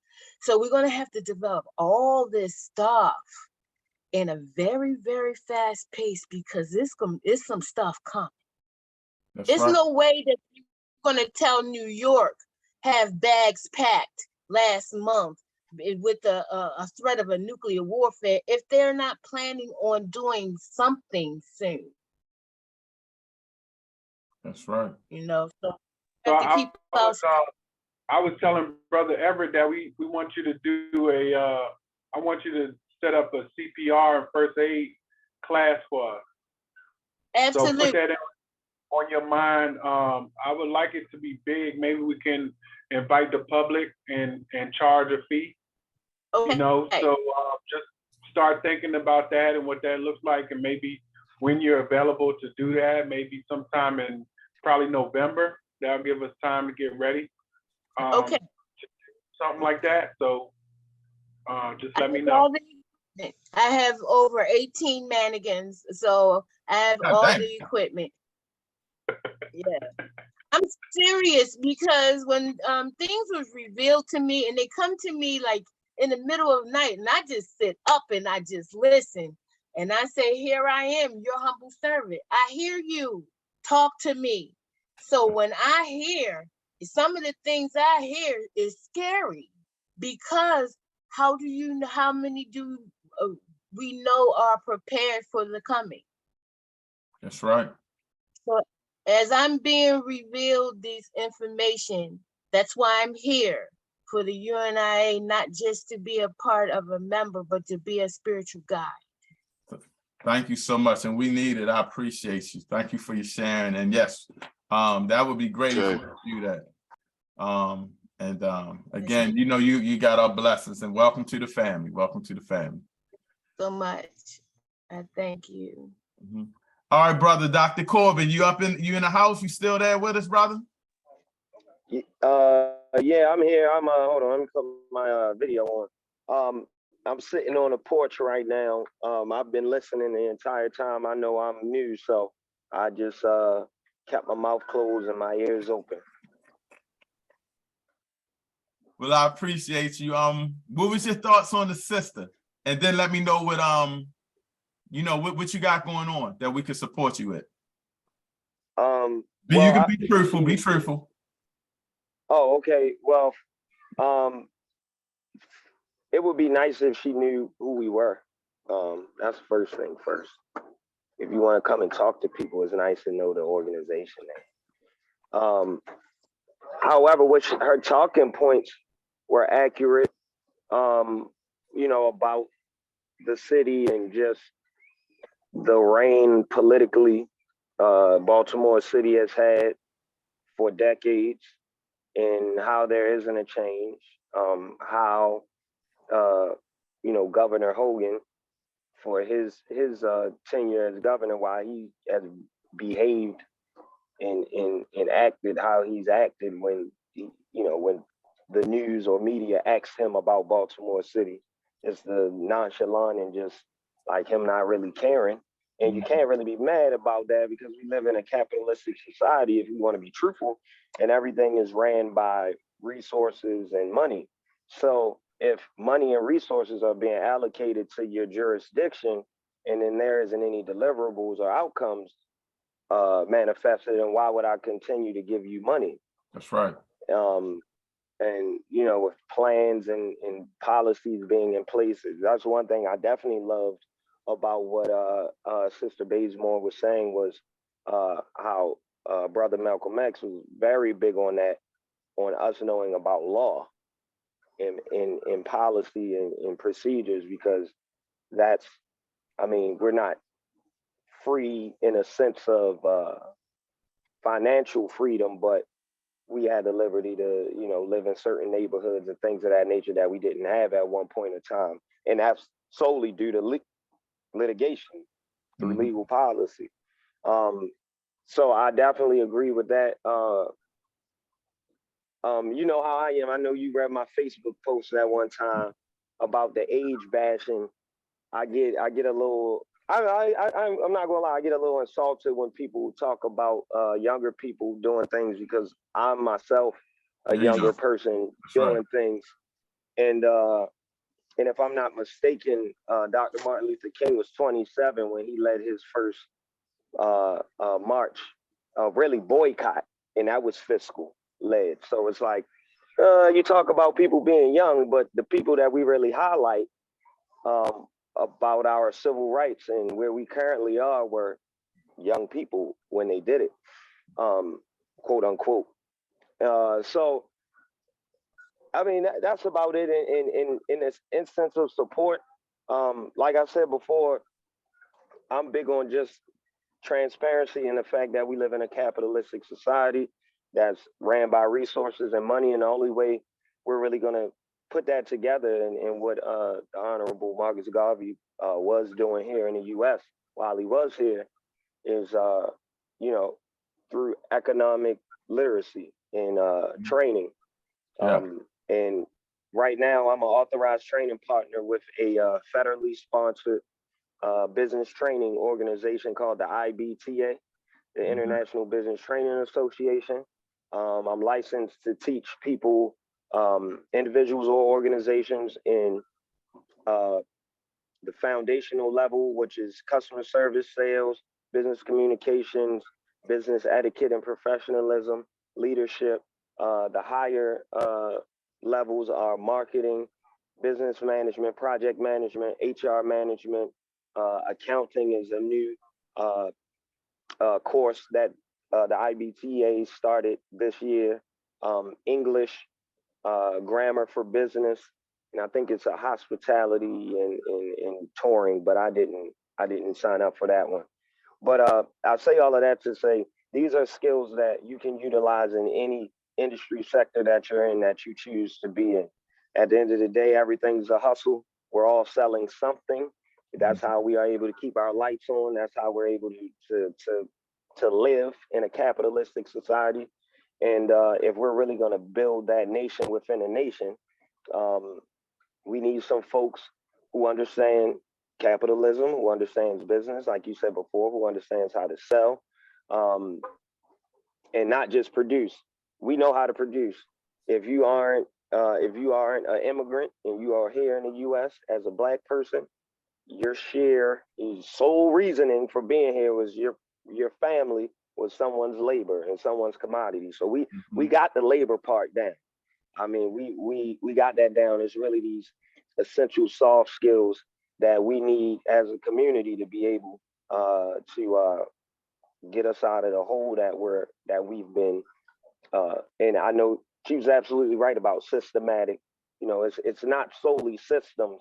It's the people that create the policy, that create the system, and then pass it on down to teach the people that they're going to put in place to keep the system moving. So I can share these courses with everyone.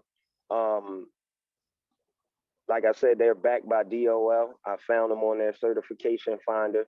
One of the reasons I did that during my doctoral research was because I wanted to find something that had validity and credibility in the eyes of a Eurocentric philosophy. It's unfortunate that that's the space and place we're in, but that's where we're at. And as the good brother just said about the individuals in the logistics business, you know, you're gonna have to be able to speak their language. Right. And it's unfortunate, but that's where we are. And if you know, I can't play by basketball rules on a football field. I'll lose every time. That's and right. I feel like that's what we've been doing, and it's not totally our fault because we've been taught to play basketball rules on a football field. So I feel like it's time for us to teach football rules on a football field, and we know that, no pun intended, when it comes to labor in those spaces, we always reign supreme. And you know that's really the reasons why they don't teach us these essential soft skills, because they already know they know where they picked us up from and how we were moving, and we were doing just fine over there. So they don't want that to happen over here in what I like to call the modern day Roman Empire. Wow. It's a brother. He's in a high executive committee. He's one of the presidents of one of the Chicago divisions. He's actually going to be coming to Baltimore next week, but I want to hook you up with him too, because a lot of the services you provide, you know, he could implement within the whole UNI and all the divisions. And that could even help you in your cause of what you're doing for your work and everything as well. And you are correct. And that's why we're headed about the age thing. That's why we're trying to get onto those college campuses, because we need that youth and we need their energy and their ideas. You know what I'm saying? I'm always asking my kids, what you think about this, trying to get some ideas and Jack and steal the ideas and stuff, you know, so you're right. And that might be something that somebody needs to talk to about, because she probably didn't mean any harm, but at the same time, you don't want to have that wave of thinking because you're going to turn off somebody. And so I was glad you pointed that out. You know, and like you say, some are major. I mean, hell, Jesus died at what, 33? Right. So right. Yeah. Hey, I don't think she was really bashing age. No, but she just gotta watch it though, you know. From what she said was he's 37 and he don't know about his ego. And so that part, I think that's what I connected with, because I know at that age, you know, I still was doing a lot of stuff out of my ego.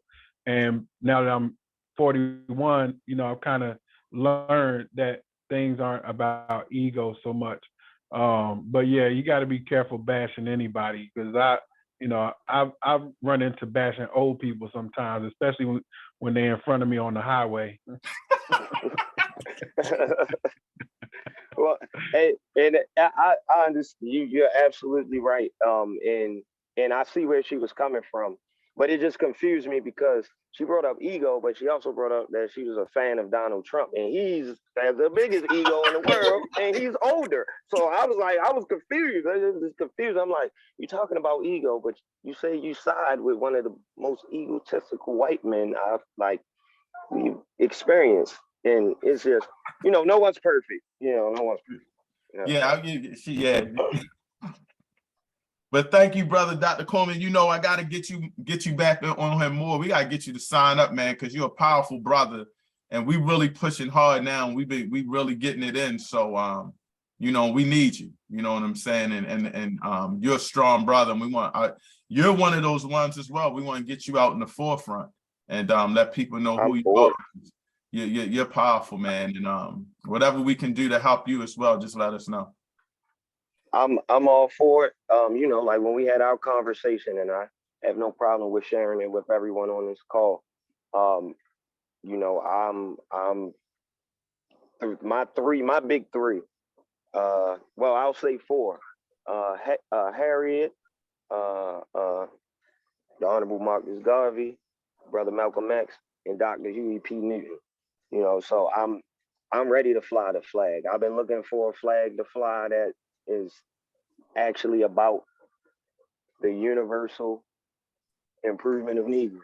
So once I found out about it, I was like, I gotta find. I saw that Baltimore had a chapter in his book. I was like, I gotta find that chapter. So I'm here to work. I'm here to labor. I'm here. And we've been waiting on you. That's what President Marua said when me and Brother Bruce first made the HEC convention. He was like, where you been at? We've been waiting on you. So we here. We got you locked in now. They gonna stay on you too. They're gonna be asking you and hitting you up. So you locked in now. We got you. And I appreciate it. I love it. Thank you. Thank you. All right. We're gonna go to former president, my mentor, Brother Caesar. You there, President? I call him President. My goodness, Brother Kajana, you there? Yes, I'm here. I don't have much to share. I'm just glad to be back. Awesome. We glad to have you back. And you know, we got a lot of stuff to start grinding on. So, you know, I'm gonna be leaning on you heavy, my brother. Awesome. Brother Cam, you there? A division technical chair? Yes, sir. I'm here. Have you met President Caesar? He's a founder. He's one of our first trustees, and he's head of special. I know you mentioned him a couple of times. Yes, so he's back. Yeah, race first, brother. It's a pleasure to meet everybody that I haven't met before.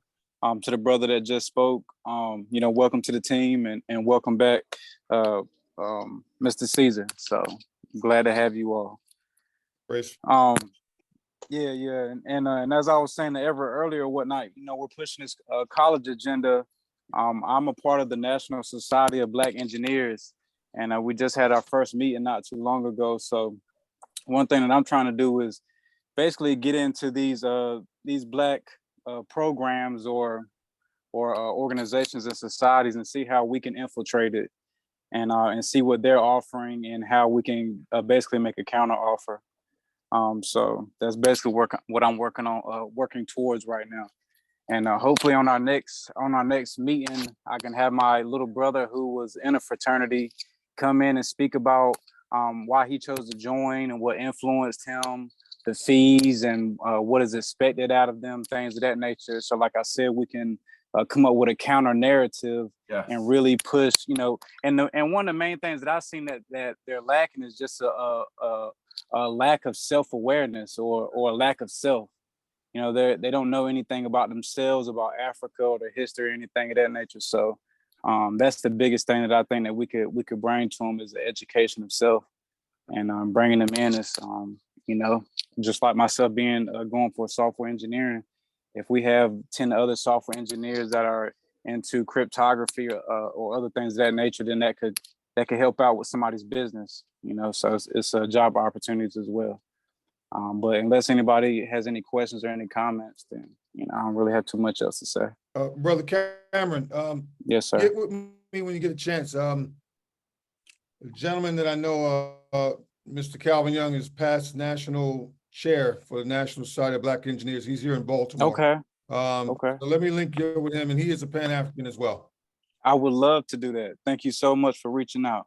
You know, he just mentioned that to me too, and he just mentioned that to me, Brother Caesar, and I didn't even put the two together. I probably didn't think of what it was, but he just said he was like the national president, right? That's what you said he was? He was, well, you're thinking about Kalen. You're not thinking about Calvin. Okay, that's what I'm thinking about. Okay. Yeah, both were chairs of their. He told me his brother was that. His brother was one. Okay, got you. Yes, yes. Yep. So just get with us and we'll link up and I'll give you that information and you guys can chit chat and make that thing happen because he shares, this Garvey's philosophy that we have. He was raised in that, so he's gonna be good. Well, I'm glad to hear it because I'm gonna be honest with you. I meet a lot of people in college and even the teachers or whatnot, and it seems like everybody is cooned out. Nobody has a black agenda. It's all we for the people, and I just, I'm Dr. Khalid Muhammad. That's what I was raised up on. So I can't stand it. But yes, sir, I appreciate that, and I'll be reaching out to you soon. Thank you. All right. It was one brother. He jumped off. He's always on the calls every now and then, and he came to the Garvey Festival. He's a Pan Dudes member named Brother Dwayne. He's not on often, but he was on here. I guess he jumped off, and we lost a few. But if anybody else would like to add anything, Brother James, anybody would like to, Brother James, I had called you earlier. Anybody else got anything to share before we close out? Prez, I just want to know, when was the next African Legions meeting? I'm gonna find out. Right. We just was talking about it, but they didn't name a date. They was talking about something else, but I'm gonna in fact, hit me when we end the call and I'll text the brother right away. You got his number too though, right? Who was the brother? Brother Kabir. Oh, no, actually you talking about he's also, is he a part of the current body as well? Yes, he's the full president general. He's in charge of the Black Cross nurses and the African Legion. But I'll hit him as well. But it's okay to build with him as well. But I'll definitely text him just to make sure we okay, and then make sure he reaches out to you as well. All right, no problem. Thanks, Prez. All right. Brother James, First Bites, you got anything to add before we close out? I saw you came back in. You might have some phone problems. Yeah, for whatever reason, like in the middle of Brother Cam speaking, man, I lost audio, so I had to go out and come back in. Love listening to that brother talk. Nah, man, I hope that Miss Baysmore, man, is everything that she advertised to be, man, and able to help us grow. Hope that we continue to grow. I'm just looking forward to this whole college campus thing, man, and tapping into the youth, man, and getting everything rolling. That's it, man. All right. Yeah, and I just want to jump out and say, I appreciate you doing whatever you're doing as well to help us push this initiative. Right now it's starting off real slow, but once we really pick up the heat and we get everything in order, paperwork and everything where it's like planned out where every division can do it or whatnot, it's going to be like a snowball effect. And I truly believe that if we can invade these campuses and start pulling this youth into the Unia, that it may not be 5 years from now, but maybe even 10 years from now, it's going to make a big difference. But like I said, I appreciate you doing what you're doing to help push this initiative, brothers. It's for the family, so race first. Race first, man. Yeah, like one of the things, man, like just a little stupid historical fact, the Lincoln Memorial, it doesn't really have a foundation. It's held up on stilts. And it doesn't have a foundation. For us, taking that time to build that foundation, you don't have to keep going back and checking the stilts and doing this and doing that. When you take your time to build something, even, slow progress is still progress, man. And a lot of people flame out as we, I say it all the time. We have like a rack of members. There's only 9 people on the call right now, man. So, we just have to stay patient. I appreciate you, brother. I appreciate your vision. That's what I said, man. I wasn't being sarcastic. I love listening to you speak, man, because I like your vision and where you're going and where you think. Yeah, man. Let's just keep pushing forward. Keep pushing forward. Keep pushing forward. Keep pushing forward. Keep pushing forward. Race first, brother. Race first. All right, everybody. I guess we can close out. If everybody can unmute and repeat after me. Africa. Africa. For the Africans. For the Africans. For those at home. those at home and those abroad. and those abroad. One God, One God, one aim, one aim, and one destiny. one destiny. destiny. Race first, family. Great meeting. I'll be talking to all of y'all soon. Race first. Race first. Take care.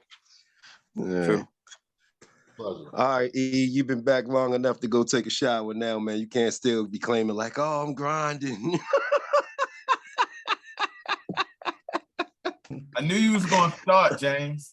I knew you was Hey, gonna man, start. I started after the meeting. I waited till after the meeting.